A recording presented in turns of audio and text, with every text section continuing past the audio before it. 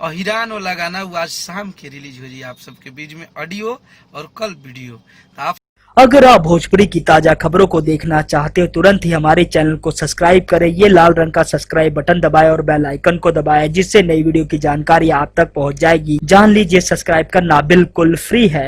नमस्कार प्रणाम आप सबके भाई, हम अखिलेश कश्यप। बड़का गुड न्यूज आ गई आप सबके बीच में।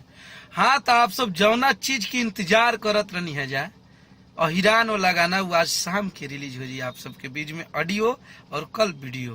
तो आप सब प्लीज तैयार हो जाइए तो हल्का मचावे खातिर। कहे से कि अहिरान जवन गाना के 4 महीना 5 महीना से भोजपुरी के पब्लिक पागल के तरह इंतजार करती है, वो गाना आज शाम के तबाही सुनामी हुई। आज धुआं उड़ा देवे के बाद यूट्यूब पे आज गर्दा गर्दा होके के चाहिए, एक रिकॉर्ड बने के चाहिए और ओकर काल वीडियो रिलीज हो रहा बा। अलग तरीका के वीडियो बा, पूरा लाठी डंडा लेके जादू जी वाला रूप में।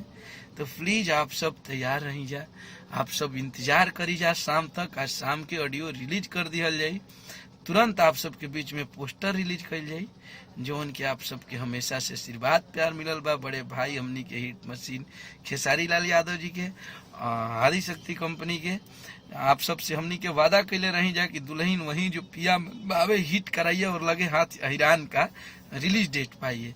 तो आज शाम को अहिरान रिलीज हो रहा है और आप सब प्लीज आप सब इतना आशीर्वाद प्यार दीजिए, इतना प्यार दीजिए कि धुआं धुआं हो जाए। आज यूट्यूब पे लोग बोलत रहा हमनी के करे के बा।